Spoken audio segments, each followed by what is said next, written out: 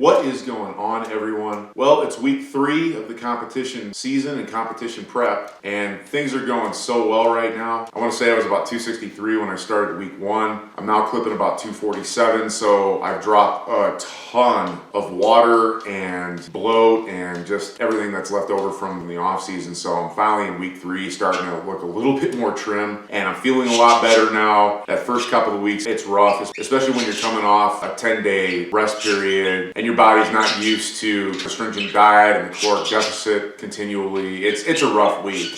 Second week was definitely a lot better, and the third week has been phenomenal thus far. I feel finally like put back together again. All my numbers are where they should be, so everything's going well right now. I had a question regarding my off-season diet and my competition prep diet and the differences between the two, what the major differences were. To answer that question, I would do a video. In that video, not only explain some of the major differences, but I would also show you what a typical day is during competition prep. So the number one difference between my off-season diet and my competition prep diet is how relaxed one is versus the rigidity of the other. During the off-season, I can be very relaxed with my diet. I have a certain amount of calories and macronutrients I'm trying to hit on a daily basis. But if I end up adding something to a meal, let's say for example, I'm making a smoothie that calls for a certain amount of ingredients and I end up throwing a little bit more fruit into it or something like that, not a big deal. It's the off-season. It's not going to kill me to add a little bit more fruit to something or to add a few more veggies or something like that. During competition prep though, I don't have room to be as flexible with that. When I calculate my numbers out for competition prep, it's all about timing. I'm doing so based upon that timing. And so going over even just a little bit or going under, even eating not enough, is detrimental. On one hand, you're not cutting enough, and on the other hand, you're cutting too much, which means you're cutting muscle mass, which is what you're trying to avoid. So it has to be very rigid. You can't go over, you can't go under. So that's the biggest difference between the two. One can be way more flexible, and the other one has to be completely rigid and structured, which leads into some other major differences that I'll go into. Number 2 is fruit. Fruit has sugar in it. Most people would say, yeah, Matt, but it's natural sugar. I've heard that before. It doesn't matter. Whether it's natural,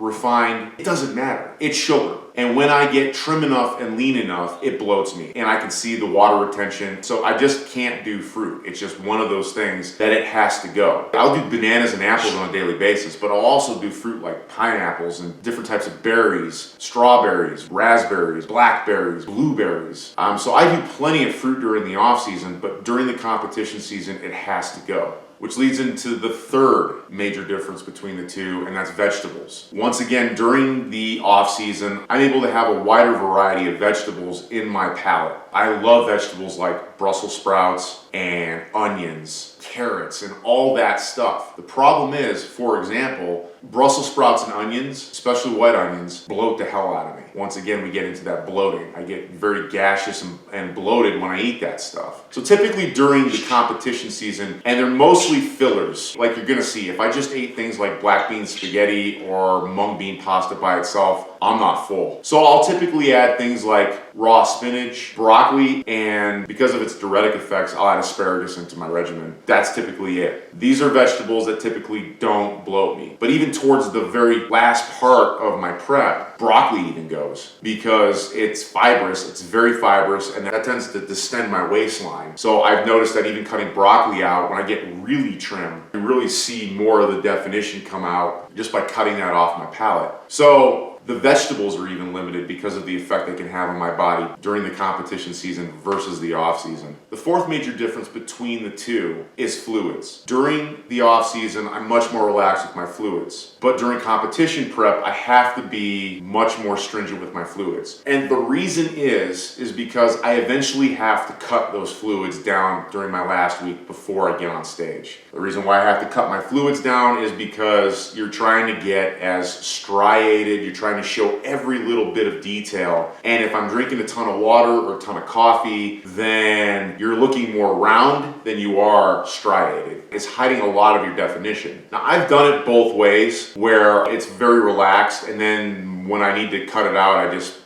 cut it out. Quite frankly, it sucks. You get to the end of a competition and you could care less about food. You just want to drink some water. I've been there. I will restrict my fluids and I'll get just what I need. That way, when it comes time to cut those fluids down, I'm doing it on a gradual basis and it's barely phasing me by the end. I've done it both ways. That way works so much better for me, both physically and psychologically. I'm gonna do number 5 and number 6 together for the differences between the two. It's calories and carbohydrates. Obviously, during the off season, my calories are bumped up a little bit. I'm still typically eating at a deficit, but it's not as much of a deficit. During competition prep, I'm at a continual deficit. The other side of it is carbohydrates. During the off season, I'm training 9 times a week, 6 days a week, but 9 sessions during that 6-day week. I need a lot more carbohydrates, and I can also have a lot more carbohydrates. But during the competition season, I'm only training 6 days a week and only truly 6 anaerobic training sessions during that 6-day-a-week period. I don't need as many carbohydrates, but the other side of it is carbohydrates hold water. Water bloats you. Water retention makes you look round. Therefore, the only way I can achieve my shredded look is to restrict my carbohydrates. Do I want to restrict them all the way? No. But do I definitely want to restrict them to get that shredded, striated look that I need to have on stage? Yeah, absolutely. And I'll usually do that in increments. 1 out of every 4 of my calories right now is a carbohydrate. By the last phase of my competition prep, it's going to be more like 1 out of every 10 calories is a carbohydrate. I've experimented with this for years, how carbohydrates affect me, and they affect everyone differently. And that's the best method for me to get shredded. Another major difference. Number 7 is sodium and sugar. Both of these obviously have to be restricted. I've mentioned them a little bit. Sodium, obviously, water retention, and then sugar, once again, even natural sugars and fruits, bloats me, so I have to avoid it. I don't salt anything during my competition prep.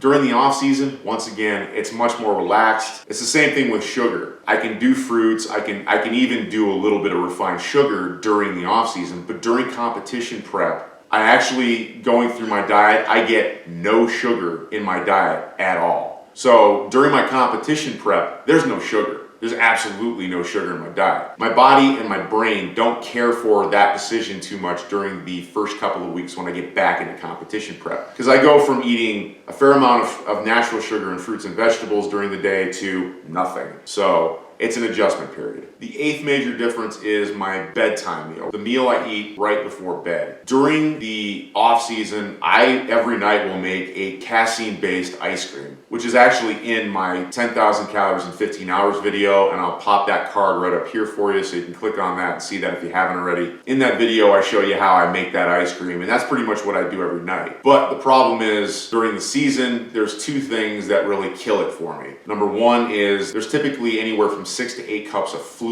in that. And the second problem is there has to be fruit in that as a base to make the ice cream. So because of the extra fluids, because of the sugars in the fruits, it has to go during the competition season. And so I typically just do a casein smoothie or I make casein pudding. So that, in as quick a synopsis as I could put together, the major differences between my off-season diet and my competition prep diet. Now what we're gonna do is I'm gonna walk you through pretty much a day's worth of my food. I'm not going to show you any of the prep that goes into it. I'm not going to show you me consuming the meals. I'm just going to show you the meals, the times that I eat them, and the meals themselves. That's it. I'll let you know what goes into the meals. I'll let you know what the numbers are, and we'll go from there. So with that, we'll move on to the actual day's worth of meals during my competition prep. And once again, just to throw it on there, this is every day. This does not change. So what is going on, guys? It is just before 7 o'clock. I'm about ready to get outside and get training here for the day. It's a back and shoulder split today. And I'm about to do meal number 1, my training meal. And that's gonna be my mung bean-based pasta. All right, so what's in here? It's 84 grams of mung bean pasta from Explore Cuisine. It's 1 tablespoon and half a teaspoon of olive oil, and then a few splashes of vinegar. And then I make this taco seasoning myself. I'll throw the ingredients up here for that if you're interested in trying it yourself. I don't add any salt to it, but you can if you make this yourself, and it's not, obviously there's not enough sodium. It's a preference thing. And then finally, this is a pound of spinach. I will eat half of this with that meal, so I'll do half a pound of spinach with this meal. I will throw the calories and the macronutrients for this somewhere in this region right here. And that's meal number one. It's that simple. And then as soon as I'm done eating, I'm gonna head outside and get my training session in. Anyway, I'll be back in just a little bit for meal number 2 post-training. What is up again, everybody? It is just before 9 o'clock. I just finished up my training session. So it's time for my post-training meal. It's essentially the same thing as pre-training. My organic black bean pasta, same company, Explore Cuisine. And it's almost an exact mirror of my pre-training, except it's a different type of a pasta. The only other difference is the seasoning too. But other than that, it's 84 grams. It's the same amount of olive oil and then some splashes of vinegar. And this seasoning that I put in this one is more of a Southwestern type seasoning that I put together, but I'll put the ingredients for that about right here for you. So if you want to replicate it, you can. And then finally, with that, I've got the other half pound of spinach here. I will finish that. So with that, I'm going to go ahead and take care of this meal. Like I always do, I will throw the numbers for the meal about right here. And then I'll also throw the total for the day somewhere around here. I will see you for the next meal. What is going on, guys? It is just before 11:30. I'm about to do meal number 3 for the day. It's a very simple meal. It's just eggs and oatmeal. This is half a cup of oatmeal, and there's 5 eggs. 3 of those eggs obviously are whole eggs, and then there's 2 egg whites in there as well. So that's it. It's as simple as that. That's my next meal. Once again, I will throw the numbers right up here for you for this meal, and I'll also throw the day total right here for you too, and I will see you for the next one. What's going on again, guys? So it's about 1:45, and this is meal number 4 for me. This is another simple meal. It's just eggs and sweet potatoes at this point. So I've got 3 whole eggs and 5 egg whites here. And then I've also got 70 grams of sweet potatoes. So once again, it's a pretty easy meal. As I've done for all the meals thus far, I will throw the numbers up here, and I'll throw the day total here. We'll go ahead and eat this, and I'll be back later and see you for the next meal. What is going on, guys? It is just before 4 o'clock, and I'm about to do meal number, what meal is this? 4, no, 5. Yes, meal number 5. This one is, I usually will alternate. It's gonna be 68 grams of either black bean spaghetti or the mung bean fettuccine. And then I will usually have this with roasted broccoli, about 3 cups. And I'll usually roast that in the oven. I think it's like 400 degrees for 30 minutes, and it usually comes out just perfect. And then the perfect thing about that is you can do whatever you want with it. You can make it any way you want. Today I'm working outside, and so it's kind of quick meals today. So I didn't roast the broccoli, and I just threw some of my taco seasoning in here. There really wasn't much time today to do anything elaborate. But that's essentially the gist of it right there. It's about 3 cups of broccoli, the 68 grams of the black bean spaghetti, some olive oil, some vinegar, and like I said, I just threw my taco seasoning in there. So I'm gonna go eat. What's going on, guys? It is about 6:19. I'm about ready to do meal number 6. And meal 6 is actually a complete mirror of meal number 4. So it's the same thing. It's 8 eggs, 3 whole eggs, 5 egg whites, and then it's 70 grams of sweet potatoes. So it's a pretty simple meal. Numbers are exactly the same. So once again, I'll just throw those numbers for this meal up here, and I'll throw the totals for the day down here. So there's one more to go, and I'll see you for that one.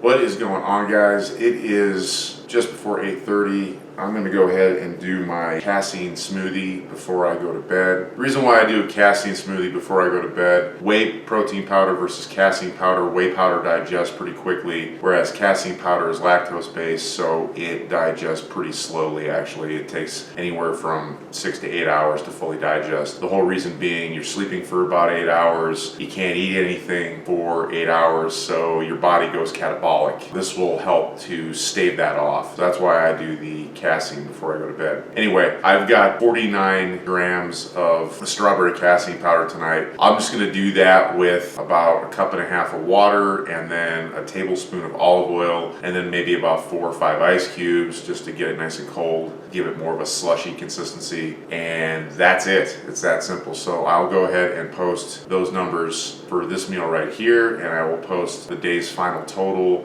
and all the numbers right about here. That's going to be it. So that is essentially a day during my competition prep and what my diet looks like. Once again, I think I mentioned it before, this is how it is every day. This is the exact same thing. A couple of things might be changed in terms of like seasonings, but other than that, in terms of the base meals, this is it. So I hope that answers your question regarding the differences between my off-season diet and my competition prep diet and kind of how that all looks. So with that, I will let you go. As always, my sincerest thanks to the subscribers, the followers, and those who actively interact with the channel. I love you guys. You guys help to promote this channel and to get it out to as many people as it can get out to. So thank you very much for your loyalty. I appreciate it. I really do. If you like the video, give it a thumbs up. It's just a click. It helps promote the channel. It gets it out there to more people. So please give the video a thumbs up if you liked it. If you have a comment or a question, feel free to throw that up there.